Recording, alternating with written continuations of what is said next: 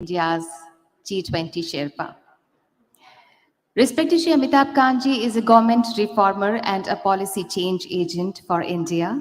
आप कई flagship national initiatives के key driver भी रहे हैं. Startup India, Make in India, Incredible India, Kerala, God's Own Country, and the aspirational districts, etc. So may I now invite respected Shri Amitabh Kanji to kindly speak on the occasion.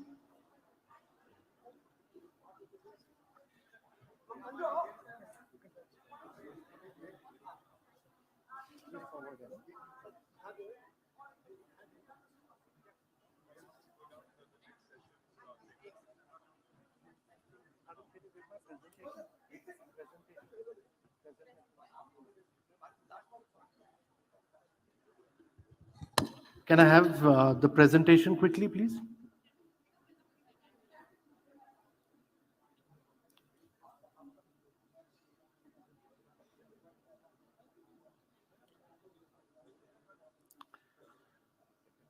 may not be the one that you.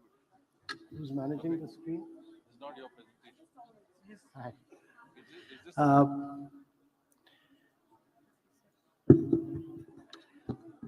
Can we have the presentation, please? it's up, but it's not up there. This is the one. Very odd.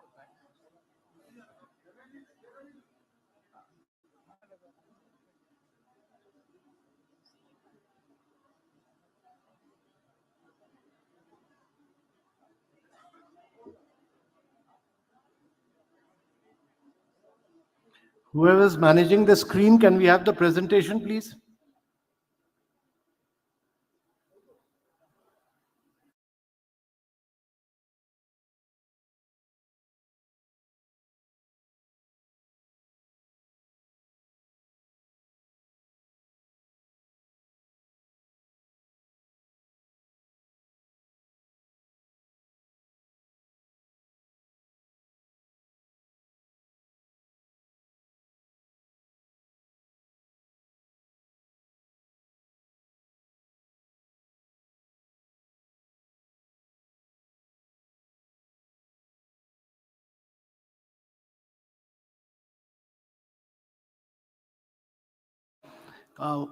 G20 is being held in India for the first time. This will be under India's presidency, and the Prime Minister will be the leader of the G20. It's a meeting of all the G20 leaders.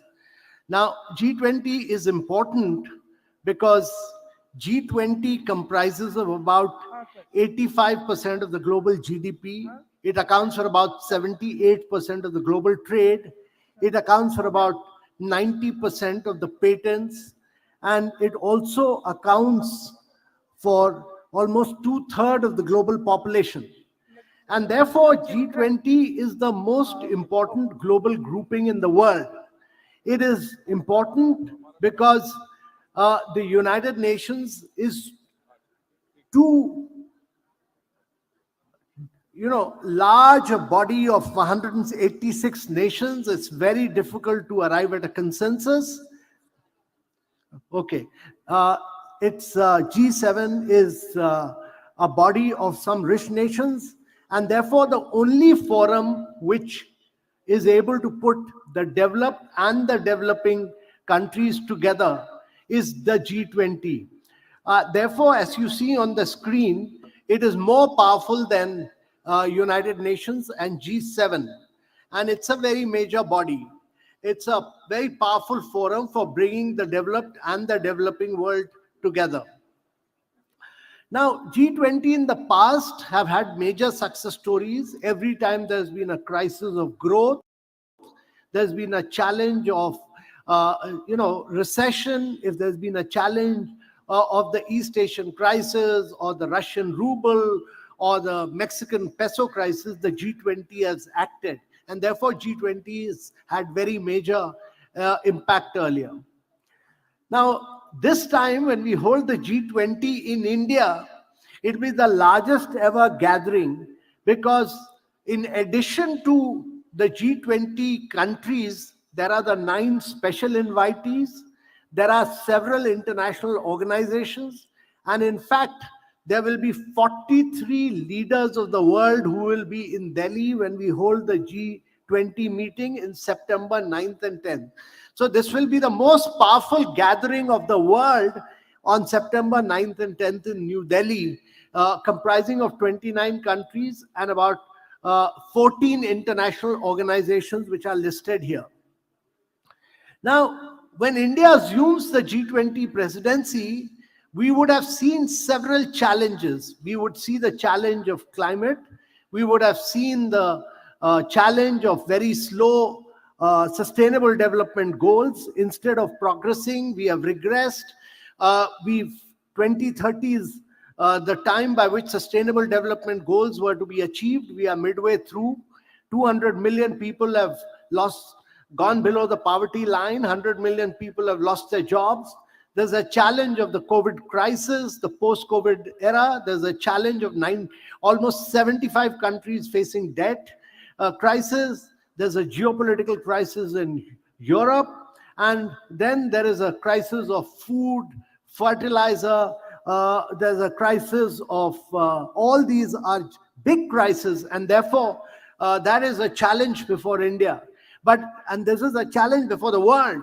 But every crisis, there is an opportunity, and this is a huge opportunity for the world and the global leaders to bring prosperity.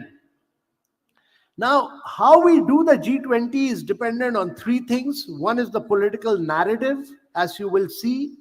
The second is about how we build up the issue, that is, how do we build the content around G20? And the third is the administrative and the logistic issues, which my colleagues, very distinguished colleagues here, Mr. Shingla and Mr. Muktesh Pardeshi are dealing here. And Mr. Abhay Thakur, who's seated here, is dealing on the content side. So all these are very critical to the success of a G20.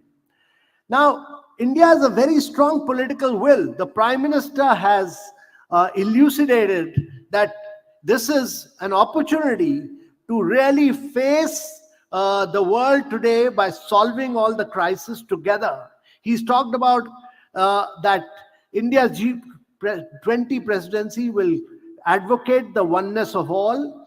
Our theme is, our motto is, and our slogan is one earth, one family, one future, because we are all part of same cosmos. There is unity in diversity. We may have different political systems. We may have different ideologies, but we come from the same cosmos web. And therefore, we should advocate the oneness of all. So there is a very strong political will led by the Honorable Prime Minister. And we are also the fastest growing large economy in the world at about 7%. We have sound macroeconomic fundamentals. We have robust public finances. We have strong manufacturing and export growth. We are the top FDI destination. We are a leader in climate change. So all these are driving our growth, and this establishes our leadership. In addition to that, we are the fastest growing large economy. We have smartphone data consumer. We are the number 1 in the world. We are the number 1 in terms of global fintech adoption. And we are number 2 in terms of global retail development index. We are number 3 in terms of startup ecosystem in the world. And therefore, if you see, even number 3 in terms of the size of the economy by PPP, we are the number 2 mobile manufacturer in the world. And therefore, India has really demonstrated to the world that we are leading in terms of technology, and we are poised towards becoming a high-income country by 2047. In addition to that, we've done some remarkable things, one of which is, as you would see here, that we've demonstrated that we've opened about 40 crore new bank accounts since the Pradhan Mantri Jan Dhan Yojana started in 2015, which is equivalent to the entire population of the United States of America and twice the population of Russia. We started the unified payment interface, the UPI. I have not used my debit card, credit card. We use our mobile, which is the bank my mobile bank in India. And for the last 4 years, we last year we did fourth transaction, which is 3x of China's, almost 7x greater than the combined digital payments of USA, Canada, UK. We've given about 36.7 crore LED bulbs, which is like giving LED bulbs to every citizen of USA. We gave affordable houses to 3 crore citizens, which is like providing every single citizen of Australia with a new home. We built 10.9 crore toilets, which is greater than the population of Germany. We built 81 crore households. We provided water connection to 8.1 crore households and 24.3 crore people, which is like providing every single citizen of Brazil with water connection. We've built over 55,000 kilometers of highways in the past 7 years, which is like taking 1.5 rounds of the entire earth. And we have provided over 2 billion COVID-19 vaccines, which is 6 times the population of USA, 5 times of Europe, 2.5 times the population of EU and USA combined. And we cover over 50 crore people in the form of Ayushman Bharat scheme, which is more citizens covered than the entire population of European Union. Now, that has been the achievement in the last 7 to 8 years of India, the size and scale of which you will understand.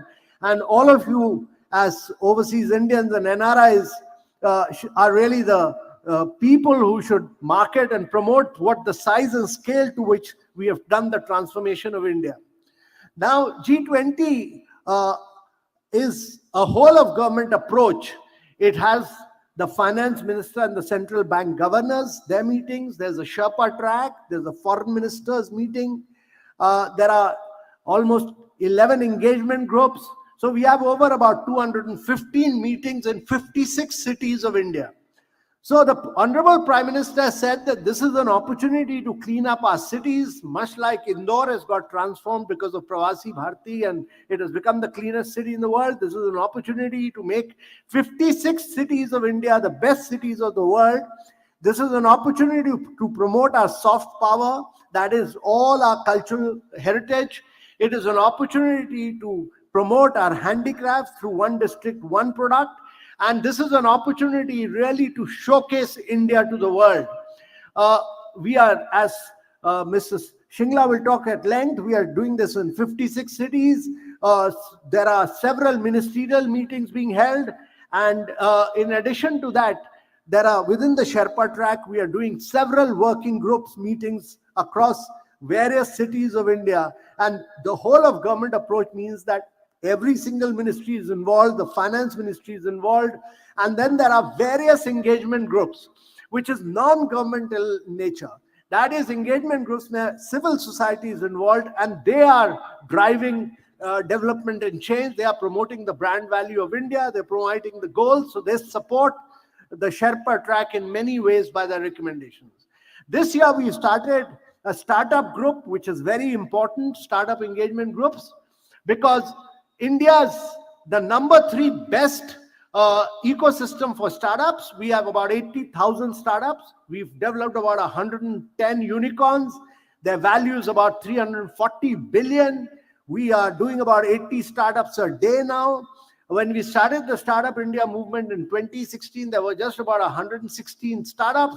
Today we have 80,000 startups. In India, we are creating 4 unicorns a month. There are only 6 months to a unicorn, whereas in other countries it's taking 3 to 4 years. And therefore, one of the key engagement group is the startup group. Now, our shared priorities are very important because we want to shape an inclusive future. We are sharing India's experience during G20. We want the world to benefit on key global issues from India. And therefore, as you will see, what are India's priorities? Our priorities are that how do we accelerate growth, inclusive and resilient growth? How do we bring in technological transformation? How do we push digital public infrastructure, which India has built up?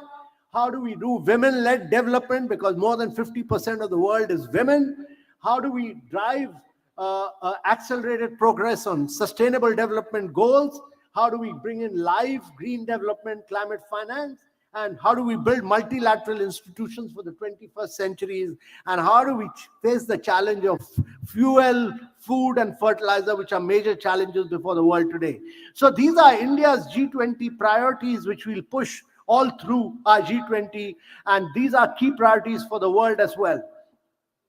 Now, ladies and gentlemen, in one of the key issues about digital transformation to the world is that uh, the, the Bank of International Settlement has said that India in the last 7 years has made progress which would have taken 50 years to achieve. We have achieved this in about 7 to 8 years. We have about, if you look at the world, we have achieved this in 50 years progress in 7 years. But if you look at the world, there are 400 crore people who do not have a digital identity. Everybody in India has a digital identity. Everybody in India has a bank account. 200 crore people do not have bank. They are unbanked. And 133 countries in the world do not have a digital payment system. So how do we create the India model for the rest of the world is a very major challenge, and that is what we will try and push. The other is India's digital payment infrastructure, which has been built up, which has been talked all over the world. Satya Nadella, Sundar Pichai were all here. They were all talking about it. If you look at it, in 2013, we had done direct benefit transfer of only 10,000 crore. In 2020, we have done transfer of 5.5 lakh crore. So we were able to help 47 crore people during the COVID phase by putting money directly into their bank account. So this was the key. And that is how the digital public infrastructure has helped the people of the world. Now, what India has done is to create the best digital public infrastructure model, which is the JAM Trinity, the UPI, the CoWIN, the Bharat Bill Pay, our tax collection is all digital. Swayam, Diksha, in education, digital health, e-governance services, digital toll system.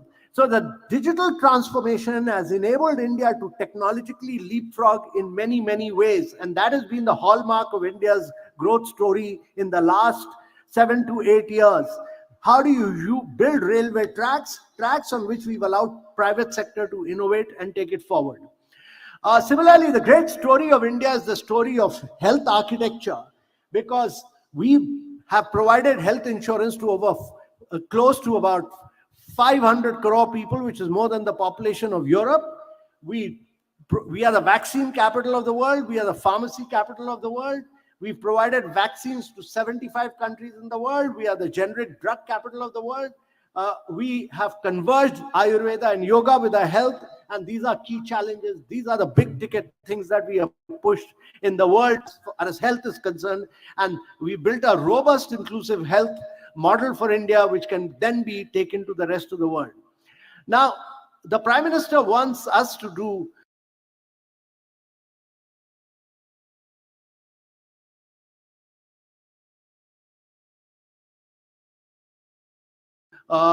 this to be a complete whole of government approach. So we are doing several things. We are linking up with festivals, doing outreach, on which Mr. Shingla will talk about it at length. We are linking this up with Festivals of India. He'll talk about it. But our objective is that we create a unique Indian experience, which is very spiritually elevating, which is culturally enriching for every visitor who comes from abroad, which is mentally rejuvenating and physically invigorating.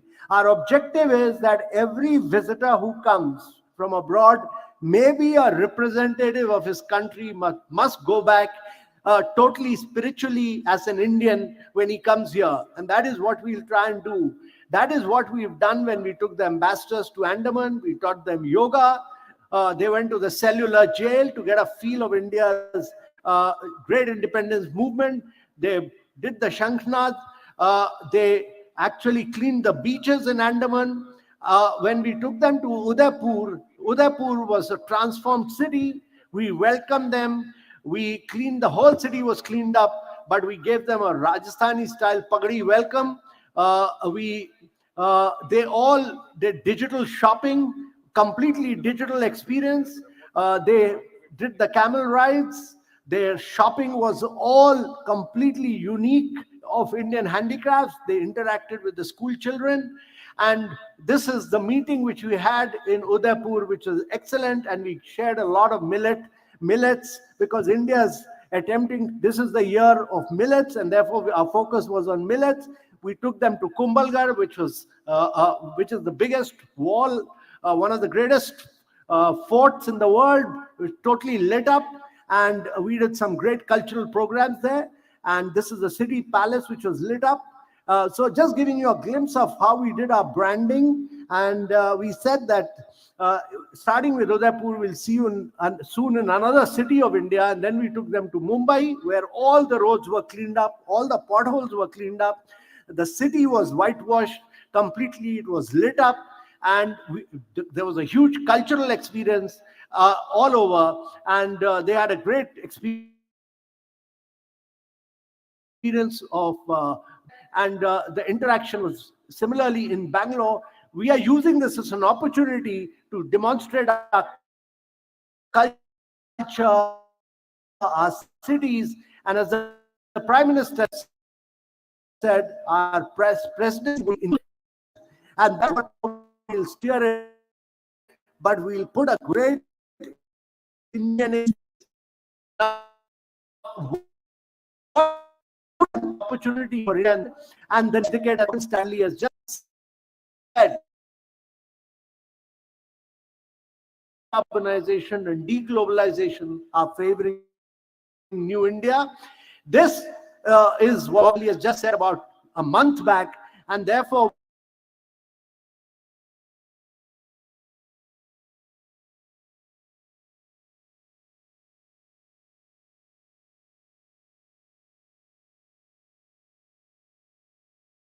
culture, our cities,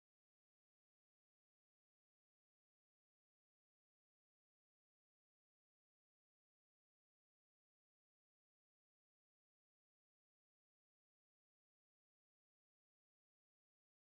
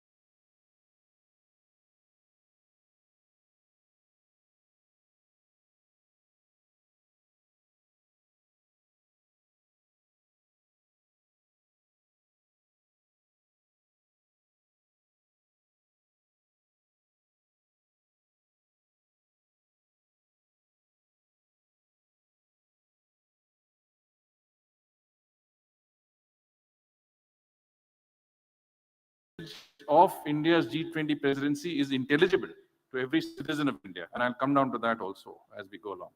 So here you see at a comparative level, many other G20 presidencies have also tried to broad-base their G20 presidencies by having meetings in many cities of their country. Indonesia held it in 25 cities. In 2016, China held it in 12 cities. But in 2023, we are going to hold it in 56 cities, and this is a record in the G20. And I very much doubt any country in the world will be able to match this record, 56 locations in which G20 meetings will be held.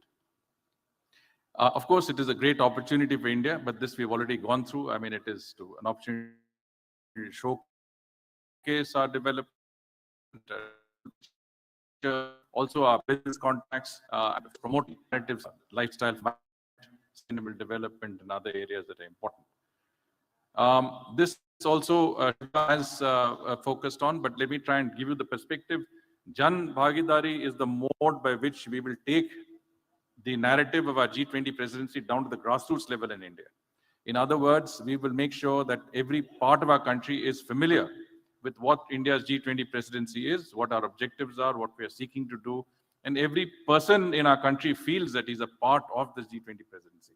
So this is a mass movement, I would say, that involves all the way from universities to schools to festivals, through quizzes and essay competitions, through marathons, essentially anything that captures the popular imagination, where there are large numbers of people.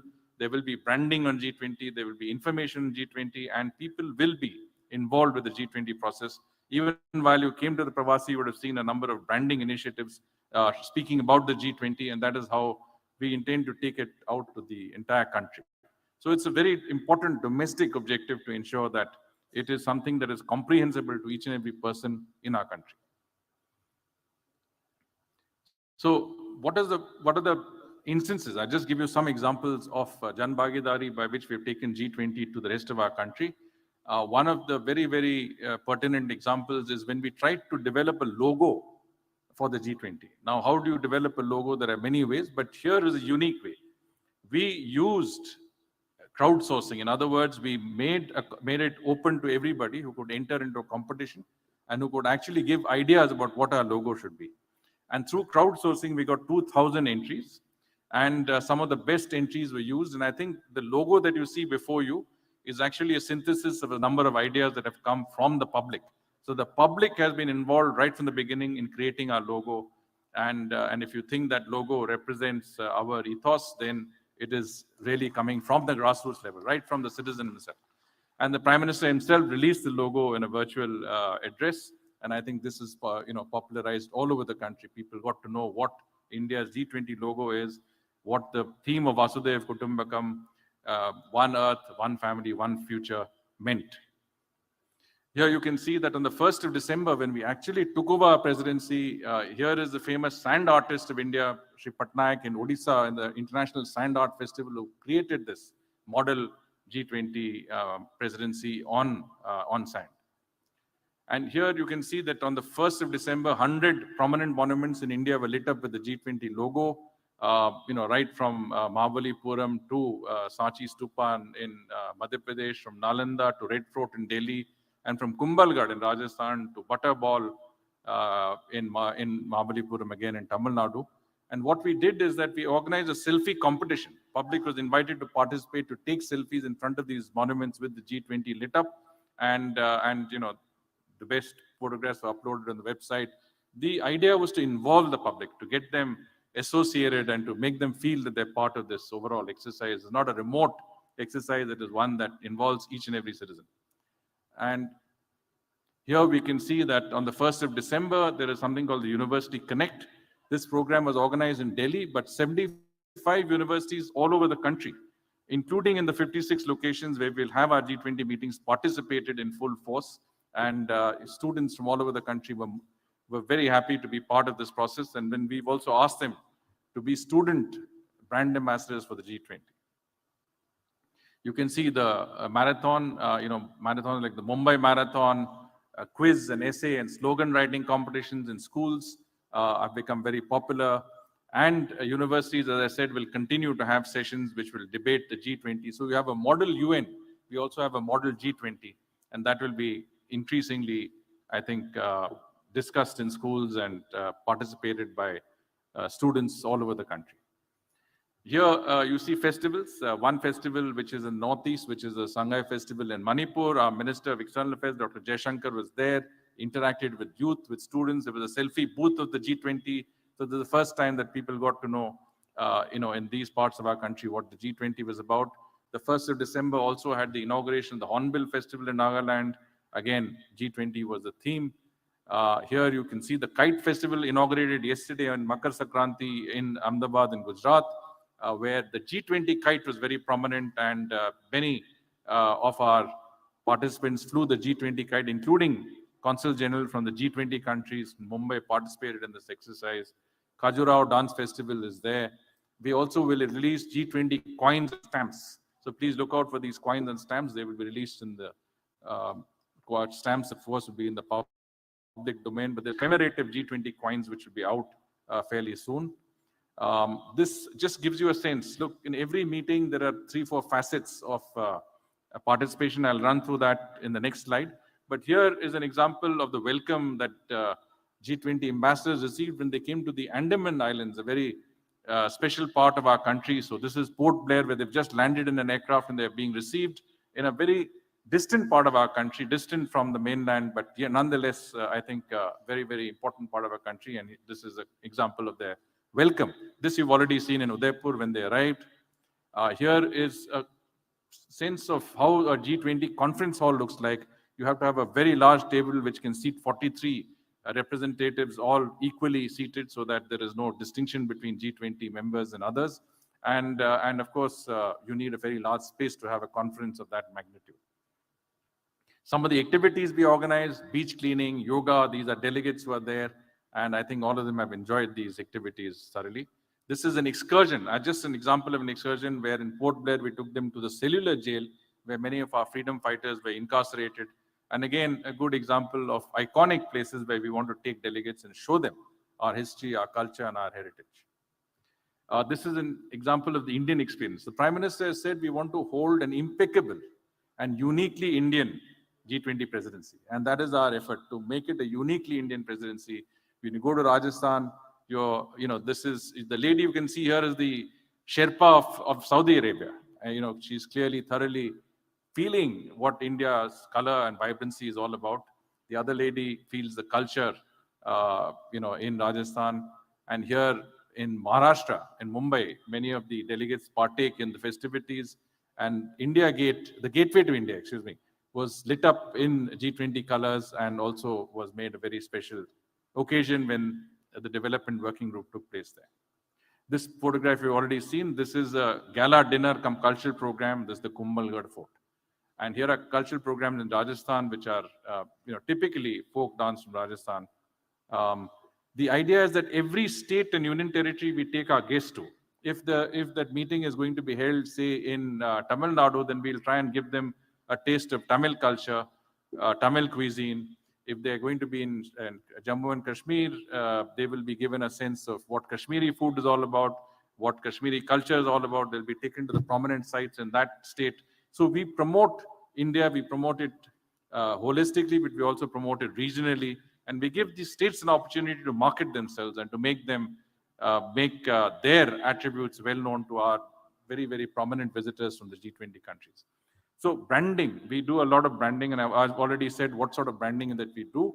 But essentially, the objective is to ensure that the message of G20 goes around widely, and delegates also feel welcome that there is an attention on the G20.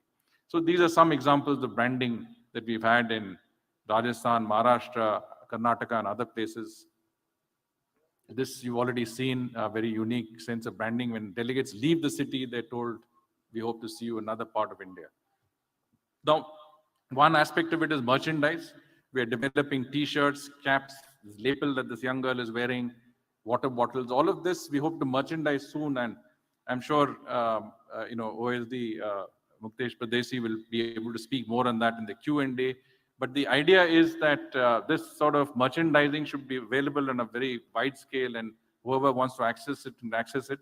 We're also encouraging corporates, schools, others to take up G20 merchandising and branding, so it becomes more popularized. Here are some examples of delegate kits. What do we give the delegates when they come to India? They get a millet box with millets that are traditionally part of our cuisine. They get colorful delegate kits. They get, this is not standard. This is varies from meeting to meeting because we don't want every meeting to have the same product. But this just gives you a sense of what we're giving delegates when they come here. What are the items? What are they made of? There's a lot of thought that has gone into what items should constitute delegate kits. For example, for the water bottle you see there, we are using Kani work from Jammu and Kashmir. There's a shawl art which from Himachal Pradesh that is used to make bookmarks. There is the cotton patola from Gujarat that is used to make the folder, and there's a kantha from West Bengal for the scarf. And similarly, from Tamil Nadu, you have the Kanjivaram silk, which makes the outline of the bag that you get, the delegates get, and Madhubani art from Bihar for the mugs that are there. And these are just examples. Don't take them literally, but I'm trying to give you a sense of what goes into making products that G20 delegates will receive and will see. And as the Sherpa mentioned, each delegate will get a gift from that particular state or district that is based on our one district, one product initiative. Essentially, that wherever you are, you will get the best product of that area. And I think that will represent the state or the district in which they are holding the meeting. Training is very important. We have trained our people to equip them to deal with the G20 presidency. Not only are there people being trained at different levels. Here you can see a training program for drivers in foreign languages. Here you can see a meeting for liaison officers from all the ministries that are going to host G20 meetings. There are 1,000 officers who are trained in how to deal with foreign delegates. Here's a security training program for police, soft skills for police. How do you have non-intrusive policing? How do you ensure security, but at the same time not inconvenience delegates and the local populace? These are parts of the training that we're imparting. Here you can see guides being trained in Kolkata, guides, taxi drivers, different elements that go into what people would be associated with, or those who would come into contact with G20 delegates. We are also, I think Sherpa did mention that one of our objectives when we host the G20 in every part of our country is to create capacity. 56 locations, many of these locations have limited infrastructure. Many of these locations also have never been internationally exposed. They've never had conferences of this nature. We're taking the G20 to the furthest corners of India. But in doing so, we're telling all the states and all those who are hosting these meetings that please develop capacity, transform the state, transform the locations that these meetings are being held, use this opportunity to make the change that is essential. In Udaipur, we saw that roads were repaired, places was cleaned up, a lot of work had been done, similarly in Mumbai. And we want to see that all over the country, that the beautification that you see in Indore is something that we will replicate all over the country. So this is essentially just a short sense of how we will organize the G20 presidency. What are the salient features? One is that it is a unique experience for us. We have never done this before. There is no casebook or copybook from which we can get a sense of precedence about how it's done. It's the first time we're doing it, but I can assure you that this G20 presidency will be the best ever, and no country would have ever done a presidency of the nature that we have done, both substantively and logistically. We count on your support. Please do support our initiative. Thank you very much. Namaskar. Jai Hind. Thank you.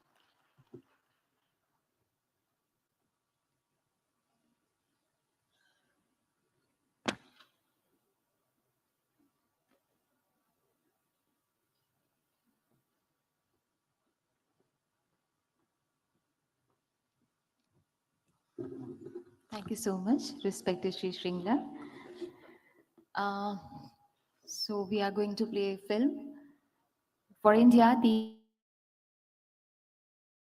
beginning of the Amrit Kal also marks another historic first as it takes over the G20 presidency.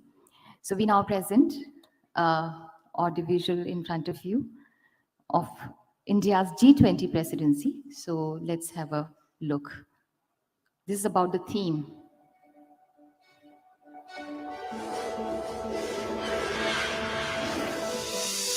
the world arrives in India to shape a common global future, India leads the way with its own golden period of inclusive and sustainable growth, the Amrit Kal.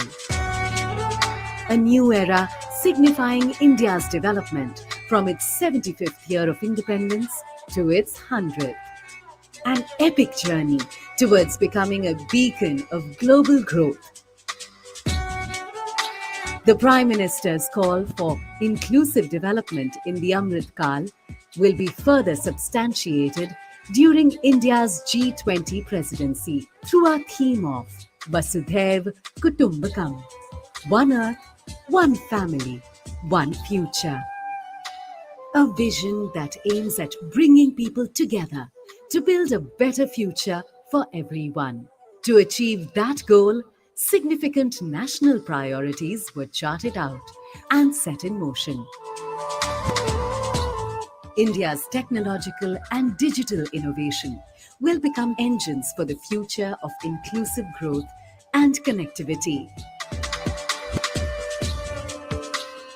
Our environment initiatives, including LIFE, will ensure true prosperity by promoting sustainable lifestyles through individual and collective action to protect and preserve the environment.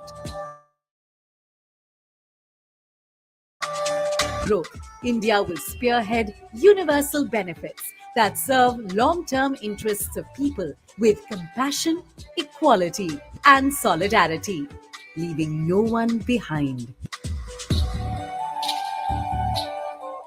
India's focus on women-led development will continue empowering women into contributing to the larger economy. With the promise of peace, harmony, and security, India will build a world where every individual finds a perfect ground to blossom fully. हम वो लोग हैं जितने दुनिया का कल्याण देखा है लोग दुनिया की कामना करते हैं तब कहते हैं सर्वे अपि सुखिनो सन्तु सर्वे सन्तु निरामया. The importance of collective action is stronger than ever before, and G20 India shall strive to build a collective and inclusive shared future. India's G20 theme holds these national priorities together like the petals of the lotus, blooming victorious from the pool of challenges, holding our planet in a warm embrace, blossoming into a better tomorrow. आज मैं ये आश्वासन देना चाहता हूं कि भारत की G20 अध्यक्षता इंक्लूसिव, एम्बिशियस, डिसिसिव और एक्शन ओरिएंटेड होगी.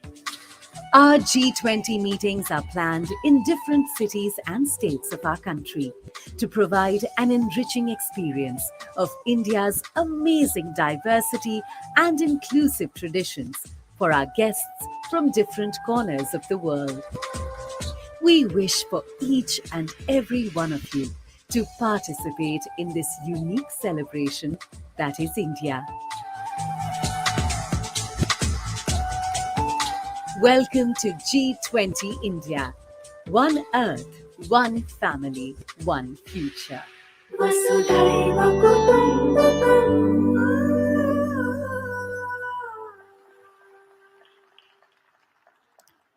तो अब हम एक रीकैप आपके सामने प्रस्तुत कर रहे हैं. Recap of the events from the first month of India's G20 presidency. So let's watch.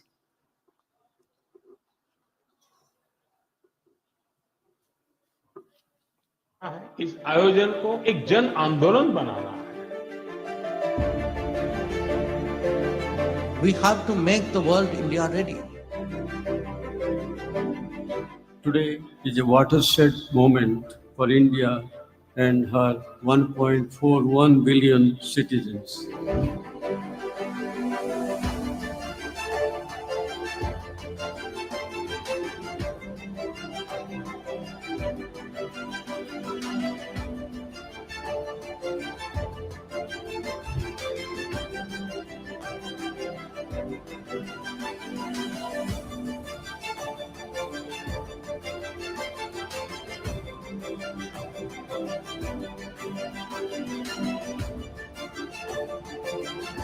Our perspective is that we should have a win-win collaboration between all of us.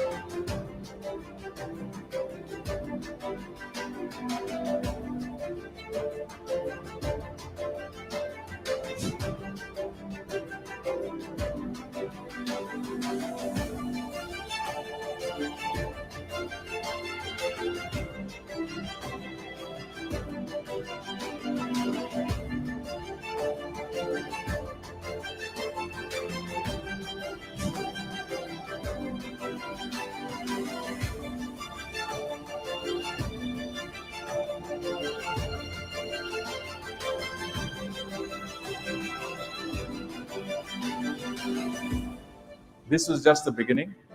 There is a lot lined up in 2023 under India's presidency, under our theme of One Earth, One Family, One Future. And this is your very favorite segment, that is question answer segment. So we have amongst us Shri Harshvardhan Shringlaji, Chief Coordinator G20 Secretariat. And we have also with us Ambassador Shri Mukesh K. Pardeshi, OSD G20 Operations, and Ambassador Shri Abhay Thakur, Additional Secretary G20. So the floor is all yours, and may I have the questions, please? We have three dignitaries on the desk. Yeah.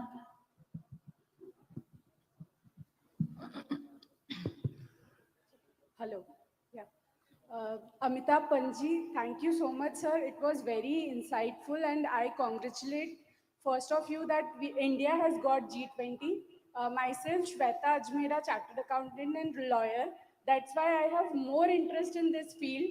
I would first request you to please allot Indore for the 56 cities. My personal request that we will do it a grand success in Indore. And second thing, the question which I would like to ask is that how digitalization would be taking place in the G20 thing. Amitabh Kanji has left already. So we are three dignitaries, as I told you. So your question Sorry, is I to? didn't saw the, yeah. Mrs. Shringlaji, you can answer this question, I believe.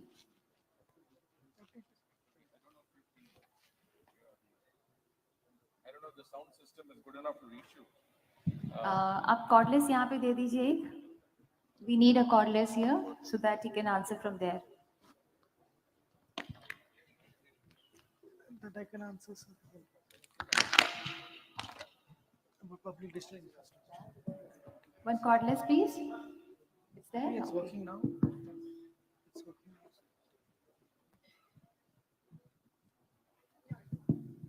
No, thank you, Shwetaji. I think that's a very good question. First of all, we do recognize that we have come to the cleanest city in India, Indore, and that factor weighed in heavily. I mean, as both Mukteshji and Abhayji will tell you, while we were planning the locations of cities where we would hold G20, one of the indexes was Swachh Bharat Index. That means that where do locations stand in that index? And Indore came first, so we couldn't possibly have left Indore out in the meetings of G20. So we will certainly have at least one meeting, if not more meetings here. And you can be sure that that Indore will be the center of attention at some stage in our G20 presidency. With regard to the digital side of it, what we are saying is that our record in digital transformations. The Prime Minister in Bali said that 40% of the globe's digital transactions came from UPI. In other words, 40% of digital transactions anywhere in the world is from India. So financial inclusion and the use of digital means for financial services has become almost a way of life in our country. So, so look at the digital platforms that we have for digital public good. whether it is, it is Co-win platform, whether it is, for the Arogya Setu platform for the COVID pandemic, or whether it is platforms for financial inclusion, direct benefits transfer, in whichever way possible, we are reaching every part of our country through the digital process. The digital divide no longer exists in India. So today we are saying that we will take our highlight and showcase our digital achievements and try and replicate this at scale in the rest of the world, especially the developing world. And we want the G20 to assist us in that process. In other words, it is through the means of the G20 we will take it to the rest of the world. And a lot of work has been done in that regard. And I think we will use this as a very strong priority in our presidency. Digital transformations, digital public goods, digital services will become a very, very important part of our priority of our G20 presidency. Do you want to say anything on this further, Abhay? No, thank you, sir. I will only add that, digital health, digital agriculture, digital tourism, you name it. And the idea that public digital infrastructure could be the foundation on which private sector can innovate and have so many startups that our Sherpa spoke about.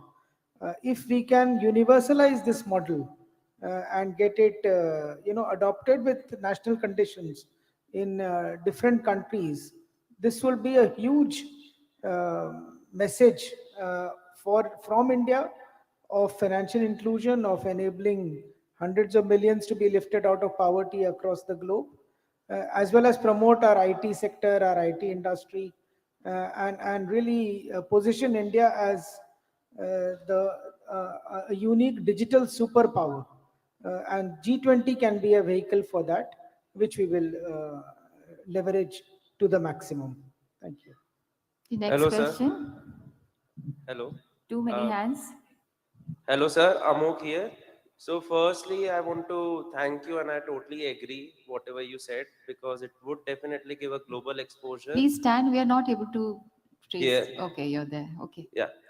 So firstly, yeah, I want to thank you, and I totally agree on whatever you just said, because I have also worked in technology and I'm working abroad, and I've asked my company to expand to tier 2 cities like Indore, and they have never heard of it. So as a global exposure, it adds, and I can easily demonstrate. One question which I want to add is, how can the youth contribute to this? So like if you need any digital platform or any other suggestions you have for youth, that would be very useful. How can we connect to it? Yeah. So, both to showcase how startups can work on a public digital infrastructure. This is one, area where youth can bring a lot of digital, public goods are really being popularized and understood better by the youth. It is not just about, a computer with a few, gimmicks on it. There is so much more that the entire economy and the entire digital public good platform can be run. And in this, the youth have a massive involvement. So for example, involvement of the startups, involvement of all the, new innovations that are going across universities in the digital sector, digital agriculture, digital health. All of this, I think youth are the natural connection with this. IT universities across the world, as IT, business chambers across the world. I think there is no limit to how much everyone, in particular the youth, can.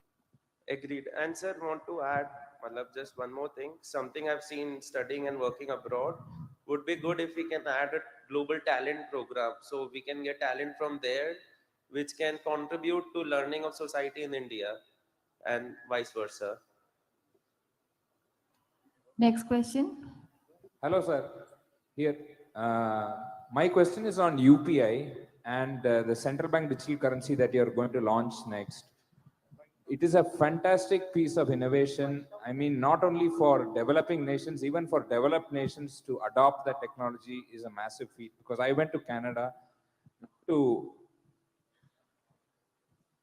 but the technology that we have here is one of the world's leader. How can we be brand ambassadors of this technology? And how are you able to provide this technology at almost no fee in India, which is fascinating? And if some country has to adopt this, would you be charging a fee? How would it work? And how can we be brand ambassadors of this payment technology, whether it be UPI or whether it's going to be the CBDC that you're going to launch very soon? Thank you. Yeah, thank you. I'll be quick. So what we are trying to do in the G20 is to get a framework, guiding framework for countries to be adopted, what can be called as a high-level principles of public digital infrastructure, which will encompass all of this, that the platform should be open source, that the platform should be accessible, that it should be consent-based data, with access to bank accounts, with digital transfers, while at the same time having a digital legal architecture that also protects the privacy. So in India, we see it already a hugely successful model for a country of 1.3 billion. So if we can universalize this model, we have framed some high-level principles. We hope that it will get adopted in the G20, whereafter it will be much easier to take it to countries across the world. And we will make sure that we develop a win-win kind of approach where big tech can ride on the rails of public digital infrastructure. So it's work in progress. I think by July, August this year, we would have very clear idea of how this model of public digital infrastructure will be universalized, and thereafter all of you could come into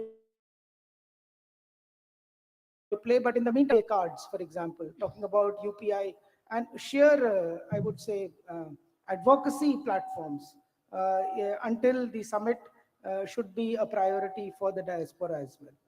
Thank you. And very quickly, Good evening, sir. global skill mapping is very much a priority to what the earlier colleague mentioned, including for talent visas in both STEM and arts and culture.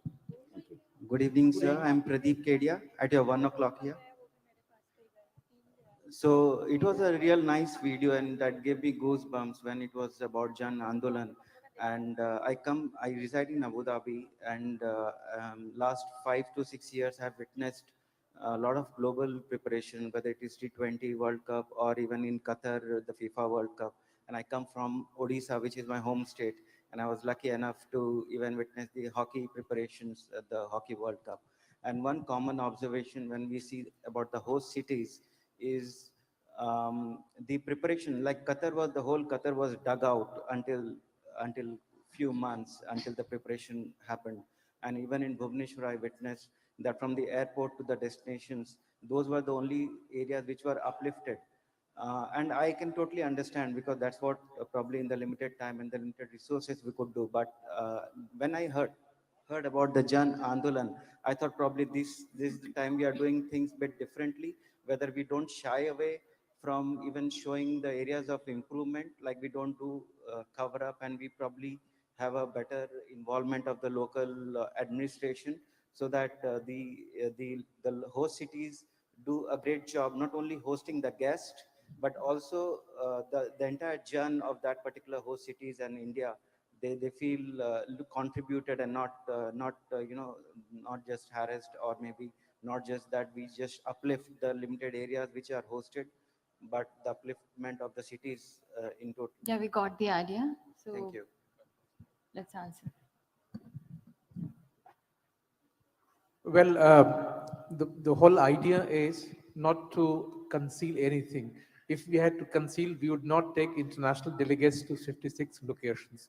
The idea is we have an opportunity before us, and we prepare our cities and towns to host international delegates. In that process, the lots of focus is given on infrastructural preparedness. At the same time, we also would like to present the regional culture, cuisine, crafts, and tourism potential to its best. So that's the idea. And of course, when we are planning these meetings at 56 locations, we are adopting best practices which we learn from outside and within the country. Yeah, next question. Good afternoon, sir. I'm Dr. Harsh Sethi from Bangkok, Thailand. Harshvardhanji Shringla, sir. We have met you, we have been associated with you in Bangkok, Thailand. It has been a pleasure, and we are really proud to see your progress being an ambassador in Thailand to now the G20 Sherpa convener, sir. Congratulations, sir. Congratulations.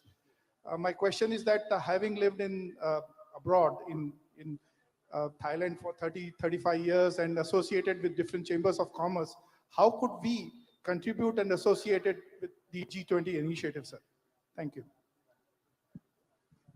Let me say what a pleasure it is to reconnect with you, Harsh. Thank you, sir. I remember a lot of the initiatives you took in Thailand to promote business-to-business ties. And actually in the G20, if, as I mentioned earlier, there are a number of engagement groups. And these engagement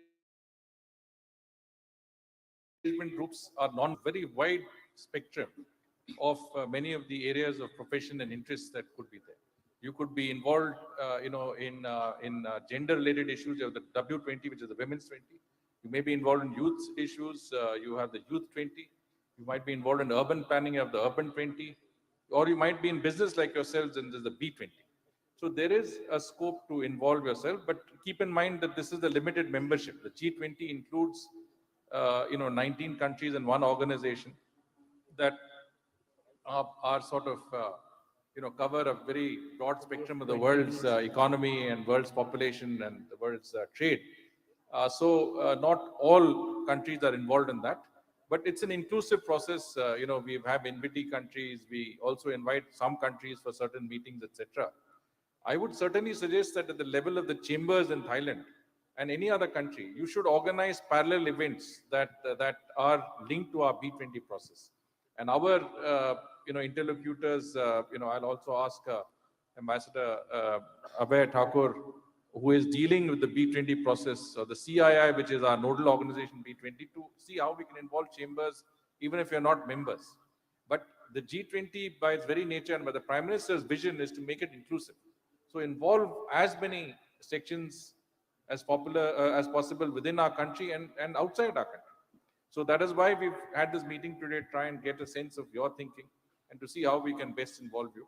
And I'm sure, we can take it up from there. So the question, thank you, sir. The question should be, just a second. I mean, just wanted to say, the question should be very precise, to the point, please. The question is to Shringla sir. It's Prameet Makode from Boston. So 3 years back, we have hosted you and invited you to Boston Center of Excellence.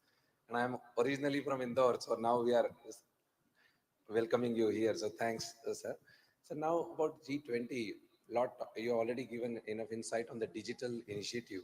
So one question is about how G20 is going to help the developing African nations, because there are more than 40 countries out of 57 countries which are really in a state where they need a lot of help.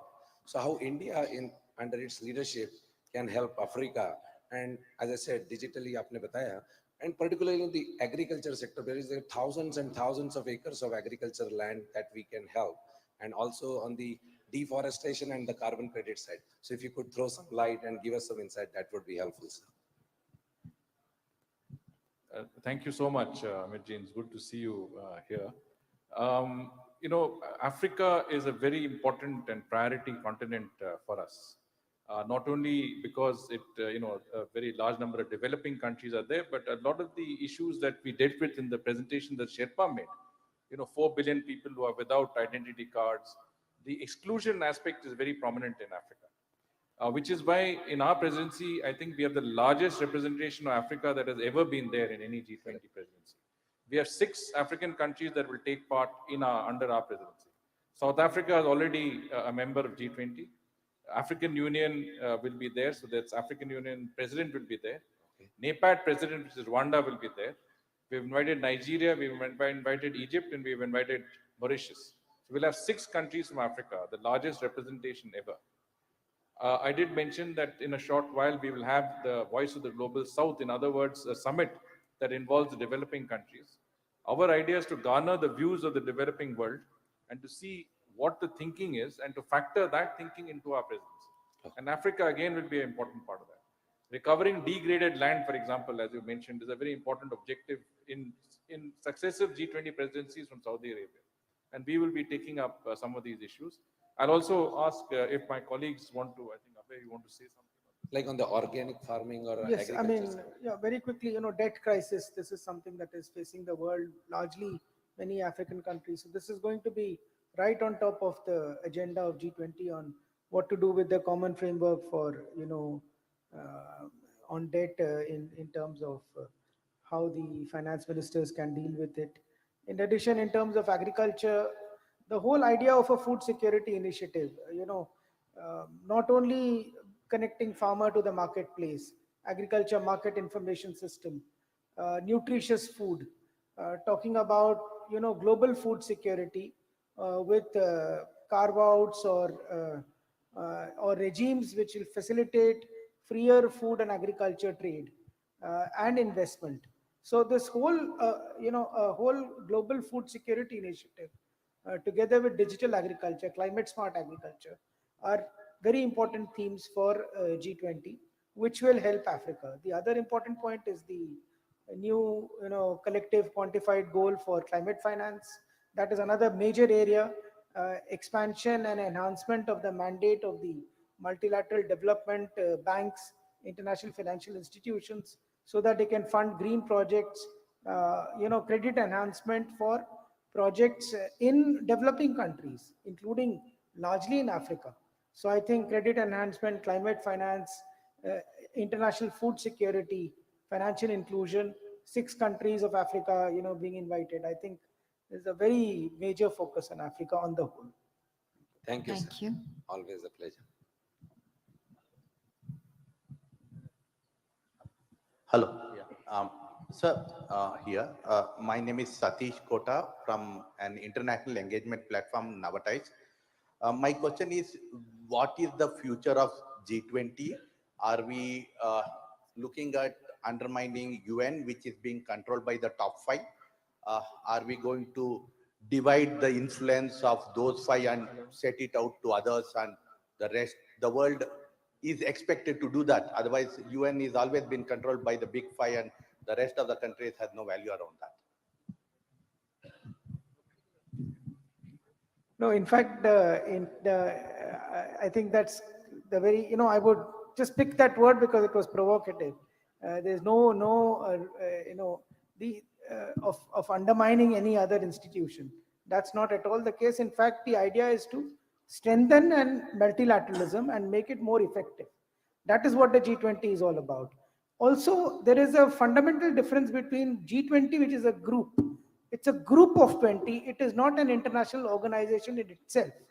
Unlike the UN or the IMF or the World Bank or the WHO or the WTO, the G20 is a group of leaders of 20 top economies of the world, which come together to deliberate on global issues, on how global challenges should be dealt with. So therefore, it provides direction, it provides guidance, it complements and supplements the work of the international organizations, it strengthens them and makes them more effective, whether it is credit enhancement for multilateral development banks, whether it is talking about WHO recognition of pharmaceuticals, collaborations, whether it is talking about the enforcement of the dispute settlement mechanism of the WTO. All of these are strengthening the multilateral system and making it more effective so that they can deliver the public goods that they set out, that they were created for. So that is what the G20 is doing. It is not competing or undermining any other organization. It is a guidance body of top 20 leaders of economies of the world, which strengthen multilateralism. Thank you. Thank you. Any other? Yeah, hello. This is Seema Aluwalia. I would like to congratulate you, sir, and would like to know if there is a quorum for G20 women cell, which we can contribute. Like I'm an automobile engineer, so I would like to be part of active G20 forum. So for the woman in as a such as a woman cell. Thank you. That's my question, sir. Thank you. G20 is essentially an intergovernmental forum, but to supplement the work of the intergovernmental forum, there is a very vibrant and active track called engagement groups. And there are more than 10 engagement groups, including one focusing on women.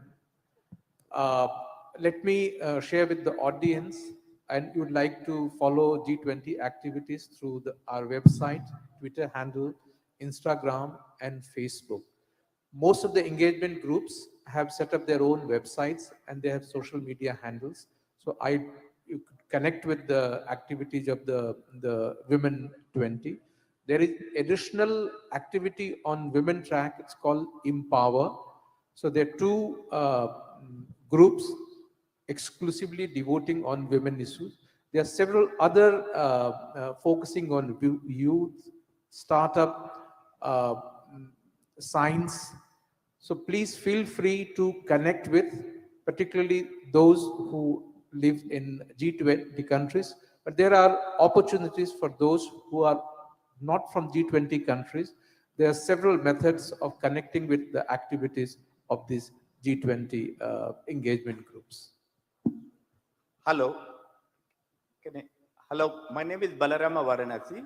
I'm an American graduate and I'm currently in Hyderabad, but I'm supporting two American enterprises in their outreach, US Global Business Forum and Academy for Global Business Advancement.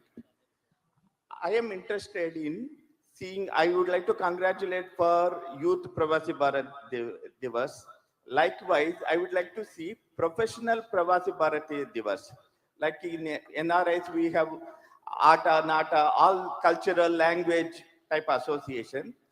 I would like to see professionals based on all project management professionals of Indian origin across all nations being together. All engineers from all nations being together. This, what we can do is, like a corporate economy, like several American associations that manage fair competition in American homeland. They are not very active among Commonwealth nations. When we create this professional association, at the same level can be created at G20 like that. I would like to, request your cooperation and how to go about. I'm interested in creating that. This is the last question we are taking, so please answer. I'm sorry, dinner is ready, so this is the last question. I'm sorry.